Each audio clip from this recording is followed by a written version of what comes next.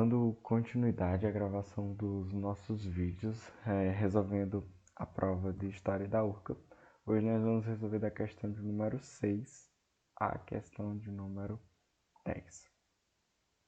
A questão de número 6, ela vai tratar sobre os códigos que Napoleão criou durante o período que ele foi imperador, né? Logo em seguida da Revolução Francesa.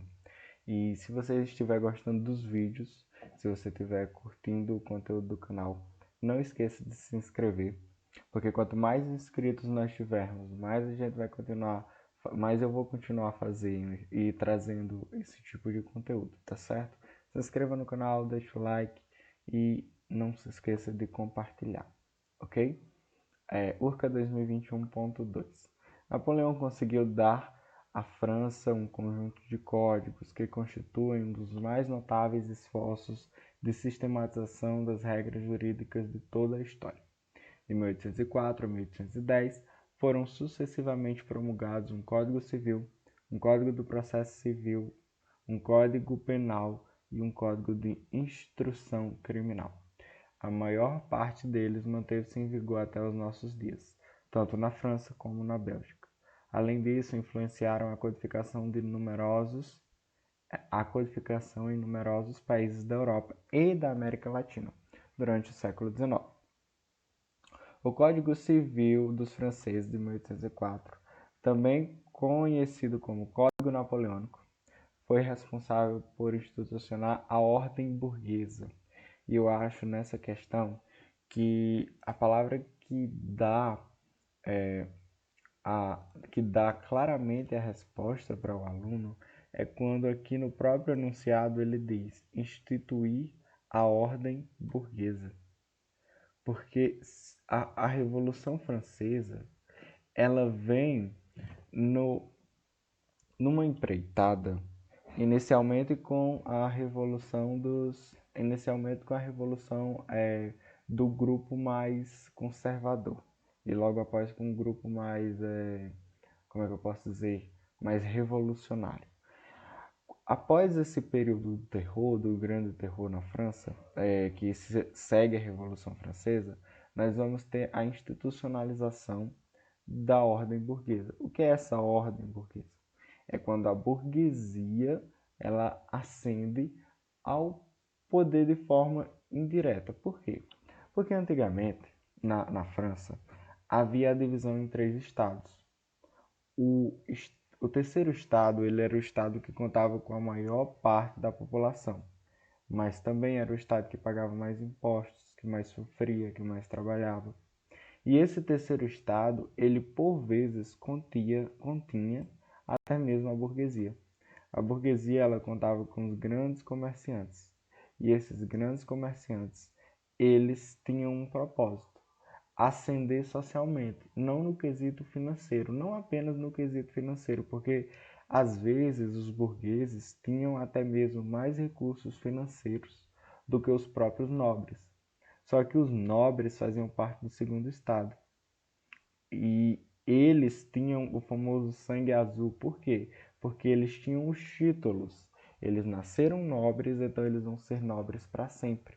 E havia uma distinção no tratamento. Havia uma distinção no tratamento dos burgueses, da classe, da elite que movimentava esse capital, e os nobres e a família real e afins. Então, após a Revolução Francesa, nós vamos ter uma institucionalização da ordem burguesa. O que é isso, institucionalizar a ordem burguesa? Significa você assegurar a igualdade jurídica. Essa é uma das reivindicações da burguesia. Significa você assegurar o livre comércio, o capital, o direito aos juros. Significa você garantir a propriedade privada. Então, essa parte aqui da questão, ela nitidamente dá a resposta para que você possa apenas buscar. Garantiu a abolição da distinção entre pessoas baseadas no nascimento de sangue e implantou a igualdade jurídica.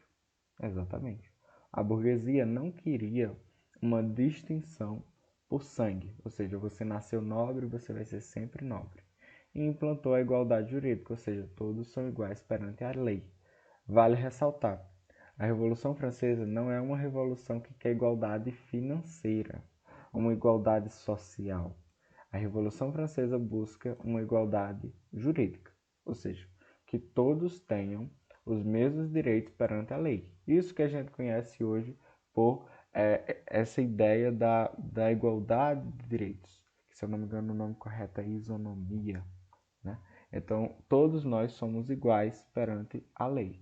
É justamente isso um dos pressupostos dos códigos napoleônicos, dos códigos civis napoleônicos.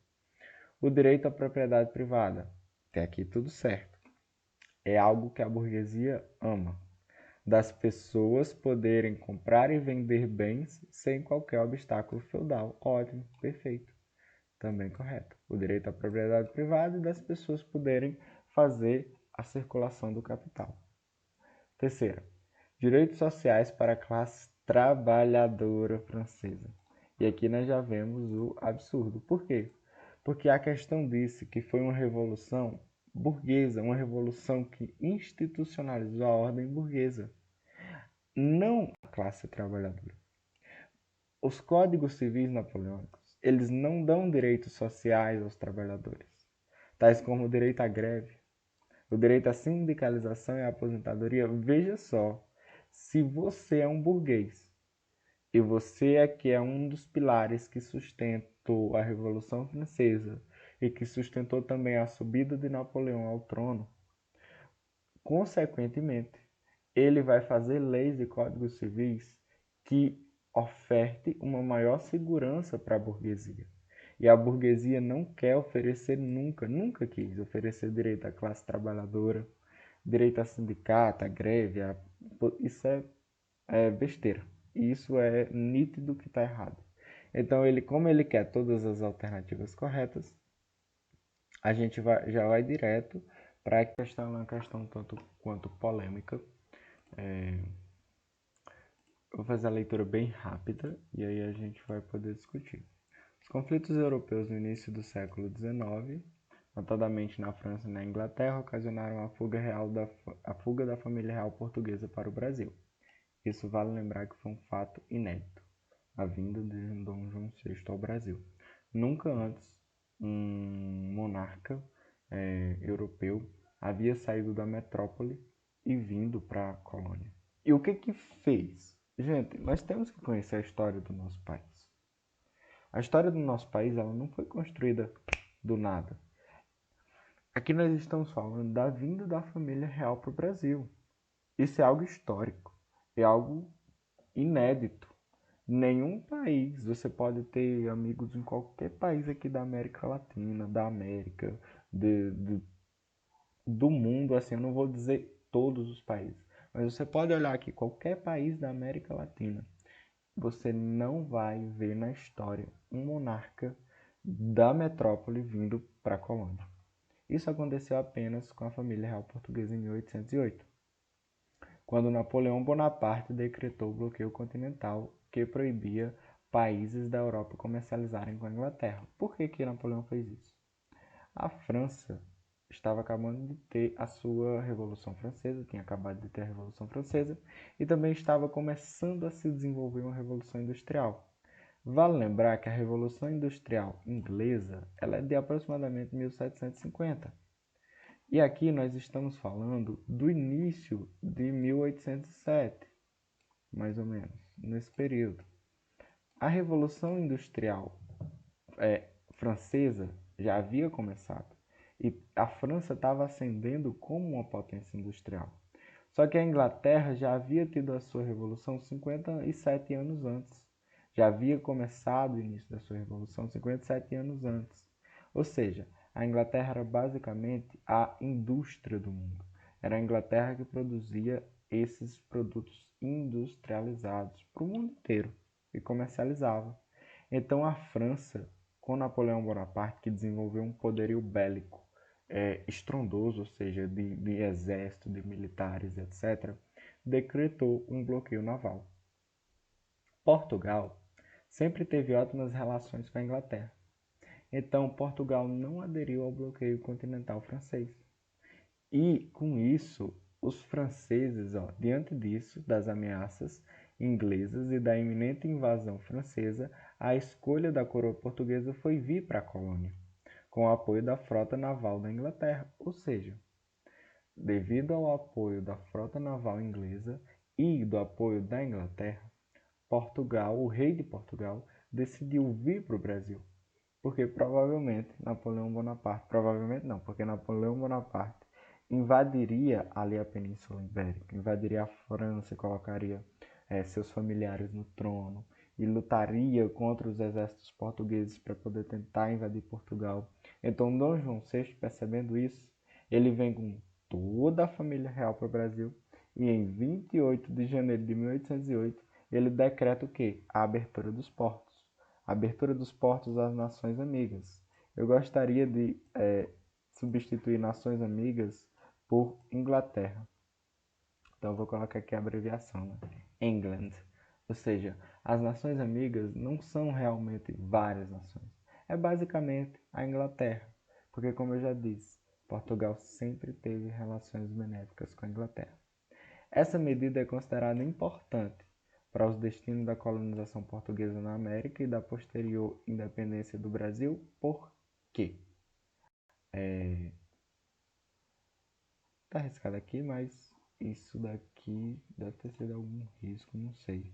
Ah, coisa, espera. Por quê? Bora lá. Mantinha o monopólio comercial dos mercadores portugueses e reforçava o pacto colonial.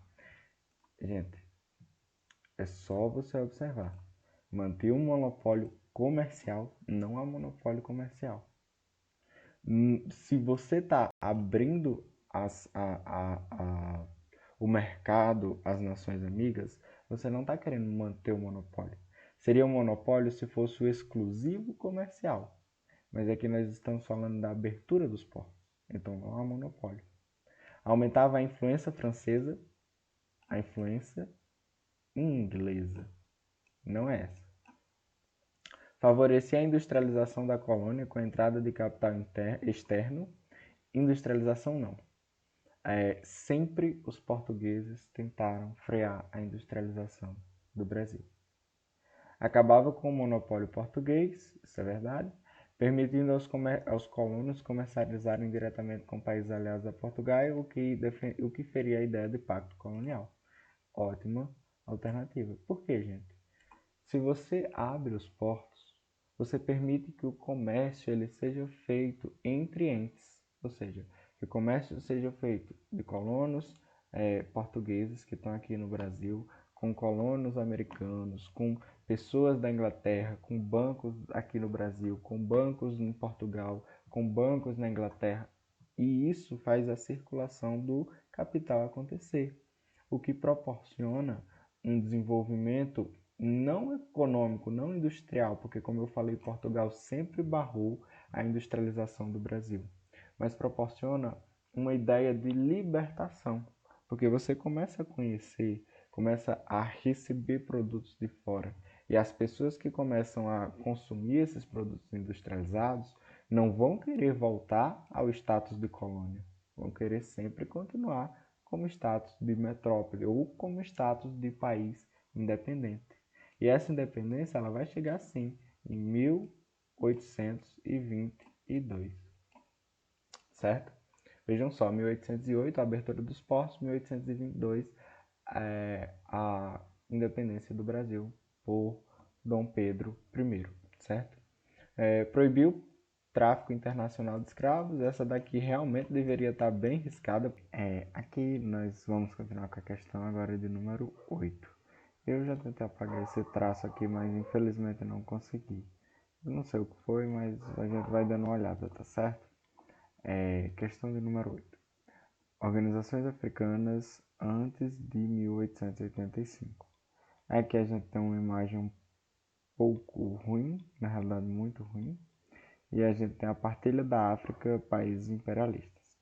O que a gente consegue observar? Nessa anterior, de 1885, anterior a 1885, nós temos dezenas de nomes, ou seja, dezenas e dezenas de nomes espalhados em todo o território africano. Nessa segunda, a gente já vê uma quantidade extremamente reduzida de nomes. Isso significa dizer que a África ela foi partilhada, em especial pelos países europeus, que viam o continente africano como um quintal onde eles poderiam simplesmente fazer as divisões dos territórios, sem levar em consideração as histórias pregressas das pessoas, a vida dos cidadãos, os hábitos, os costumes, a cultura, nada do tipo. Vamos fazer a leitura. O continente africano tem uma história milenar, verdade. Essa história milenar a gente conhece muito, por exemplo, o quem? Os egípcios.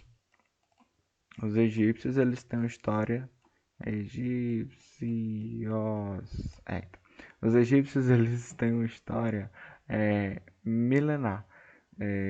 Desde muito antes de Cristo, mais ou menos 3.000 anos antes de Cristo, os egípcios já começaram a se organizar, como hoje a gente conhece por Egito, né? O que hoje a gente conhece por Egito é uma civilização extremamente antiga, mais ou menos 3.500 anos antes de Cristo, nessa faixa entre 3.000 e 3.500 anos. É uma civilização bem antiga e outras por toda a África também, mas a mais conhecida é a dos egípcios, né? Milhares de etnias e culturas, centenas de reinos, como a gente acabou de citar. Alguns formaram impérios que caracterizaram a diversidade daquele continente. Em 1880, 10% do continente estava sob o domínio europeu, ou seja, uma parte razoavelmente pequena. Nas décadas seguintes, foi dividido pelas potências imperialistas europeias: Alemanha, Bélgica, Espanha, Itália, Portugal, França e Inglaterra. Ou seja, todos esses países basicamente repartiram a África. Características do colonialismo, ou seja, você não precisa entender, gente, a história da África. Você precisa apenas compreender um pouquinho sobre colonialismo e sobre imperialismo. O que é o colonialismo e imperialismo? Colonialismo é essa ideia de que você tem a capacidade, um povo tem a capacidade de ser a metrópole e outro tem a capacidade de ser a colônia, como por exemplo Portugal e Brasil. O Brasil foi colônia de Portugal. A ideia imperialista é a ideia de que você consegue expandir os seus territórios, de que você consegue conquistar novos povos, que você tem direito a possessões além mar ou em outros territórios, que você tem direito a, por exemplo, como Hitler fez. Hitler tinha ideais imperialistas, ou seja, os territórios para além da Alemanha, ele considerava que poderiam ser conquistados, ainda que fossem pela guerra. Então, esses ideais imperialistas são os pensamentos de que determinado povo, de que determinado país ou nação tem o direito de se impor sobre as outras. Isso é o imperialismo. Então, vamos olhar as características desse modelo. O saque das riquezas minerais, a exploração de produtos tropicais e a constituição de latifúndios verdadeiríssima. Ai, tá de amarelo. Vamos trocar para azul. Verdadeira, certo? Ficou um pouquinho verde, mas essa daqui a gente já sabe que é verdadeira. O que acontece? A extração de riquezas minerais aconteceu muito no Brasil, por exemplo. Exploração de produtos tropicais com as drogas do sertão e afins. E a construção de latifúndios é algo que a gente com toda certeza pode falar.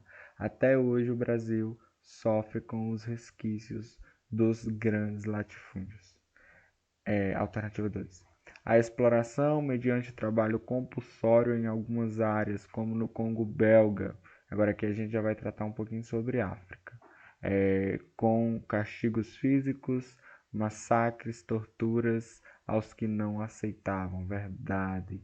Os povos do continente europeu, justamente por terem essa visão tanto quanto eurocêntrica, eles acreditavam que poderiam sim subjugar outros povos, em especial povos de cor de pele escura, e no caso da África. Então, as áreas como, por exemplo, no Congo belga, houve sim a morte, o massacre, a tortura de milhares de pessoas que se rebelavam contra aquele regime, até porque nenhum povo aceita pacificamente a opressão.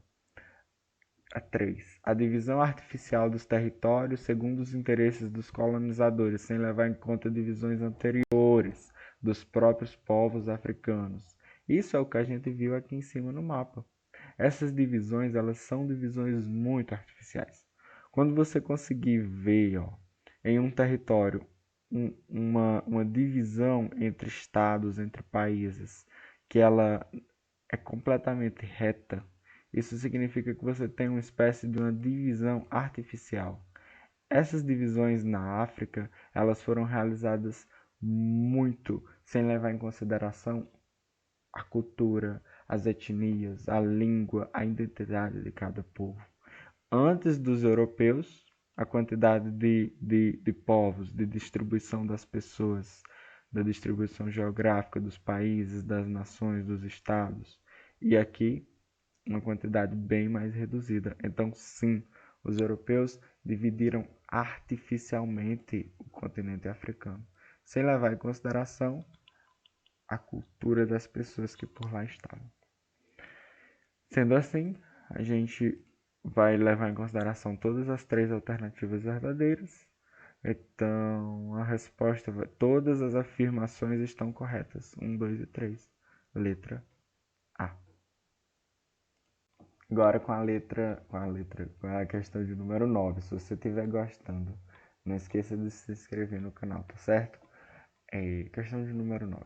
A partir da seca de 1877, uma nova relação com a falta de chuva se estabeleceu no seio das populações do semiárido. Desde então, nos anos de estiagem, de tempos em tempos, que ameaçavam a economia sertaneja e a segurança alimentar dos pobres, são aqueles que, em milhares de pessoas provenientes do campo, procuram as cidades em busca de socorro. Seca passa então a ser sinônimo de multidões de retirantes, que, permitidas pela fome, percorrem estradas na esperança de adquirir meios para a sua dura sobrevivência. Livros que tratam muito sobre isso. O 15, de Raquel de Queiroz,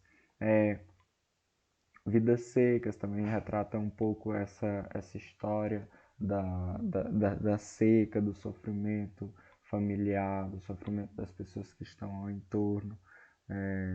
E nesses livros, nessa literatura, nós vamos perceber, sem sombra de dúvidas, essa ideia do retirante.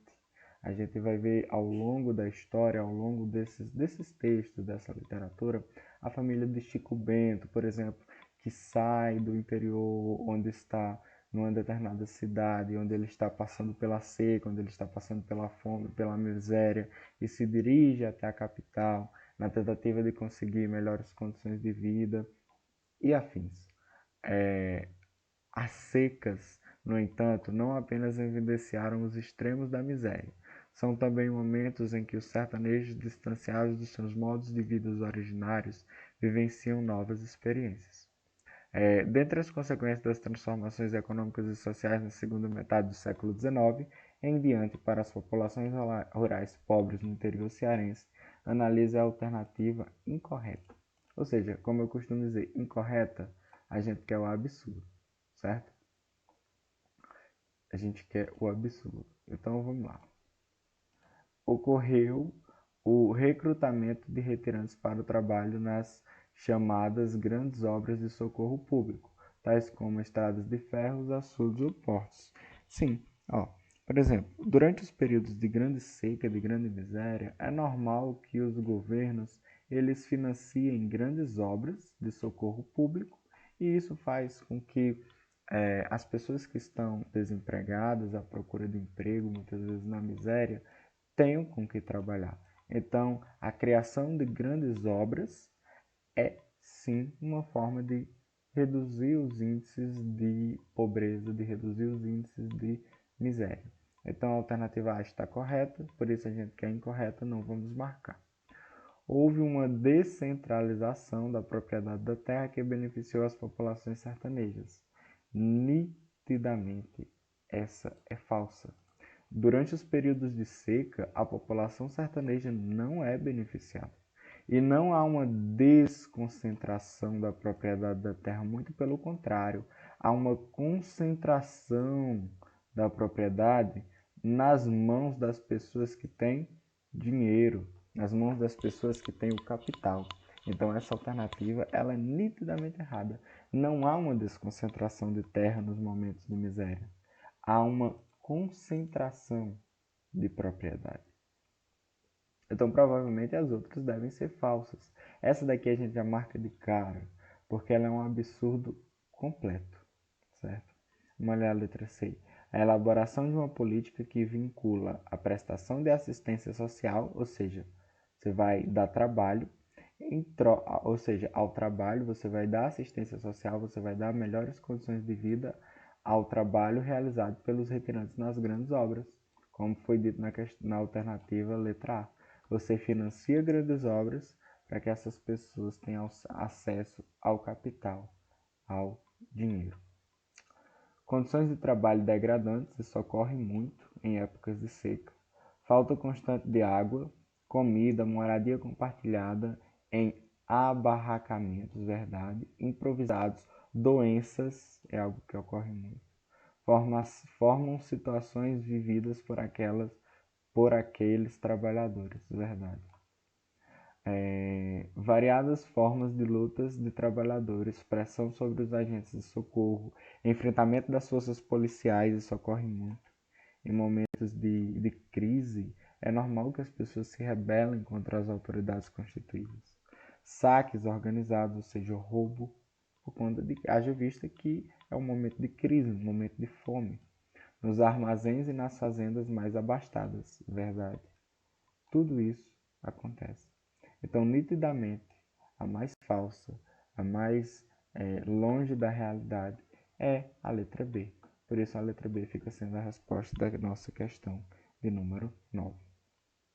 Agora, a última questão do dia de hoje é a questão de número 10, as próximas eleições. De Cabresto. Pronto. Essa aqui vai falar muito sobre essa ideia do voto de Cabresto, né? Aqui a gente tem ela. E o Zé Besta? Ele. Não é o Zé Burro.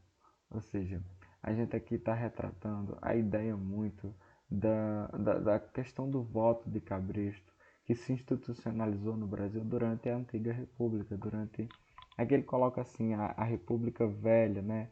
A República, a primeira República do Brasil, que ela vem desde a proclamação da República em 89 até o golpe de Estado de Vargas em 1930, certo? O golpe de Estado não, porque na realidade o golpe de Estado ele vai começar a partir do Estado Novo, em 37.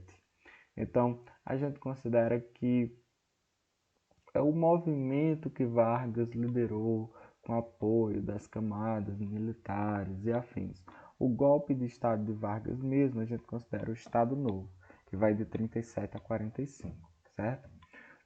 Sobre o período da República Velha, o autor da charge faz uma ironia, ou seja, uma crítica sobre o processo eleitoral, que no caso é o voto de Cabresto. Essa situação era caracterizada por, ou seja, ele só quer saber o que acontece no voto de Cabresto. A ocorrência de eleições livres. Então, tipo, essas questões são os tipos de questão que você olha. O voto de Cabresto tem eleições livres? Não. Tem justiça eleitoral? Não. Não tem justiça eleitoral. A justiça eleitoral ela é instituída por Vargas. Você não precisa nem saber que ela é instituída por Vargas. Basta você saber. Há voto de Cabresto. Então, há justiça eleitoral? Claro que não. Que conferia lisura aos pleitos eleitorais. Lisura significa que o processo ele foi justo. O processo ele foi digno. Então, não tinha lisura. A ocorrência de voto aberto, verdade, o que permitia a formação do curral eleitoral, onde os políticos poderosos impunham as suas preferências aos eleitores. Gostei dessa. Vamos olhar a letra D. A obrigatoriedade de voto para homens e mulheres, não. As mulheres só vão ter voto, só vão ter direito ao voto com Getúlio Vargas. Nas constituições Se eu não me engano, a Constituição de 1934 é a que estabelece o direito ao voto feminino. Letra E. A proibição das eleições locais não tem nada a ver com isso, sendo os prefeitos e governadores indicados pelo presidente da República. Não. Essa questão também não tem nada a ver. Essa fala, ela não tem nada a ver com o voto de cabresto. Então, a ideia que a gente tem de voto de cabresto, ela é realmente a letra C, onde há um curral eleitoral em que as lideranças políticas impõem os seus desejos, os seus anseios para a população, ou seja, as suas preferências eleitorais.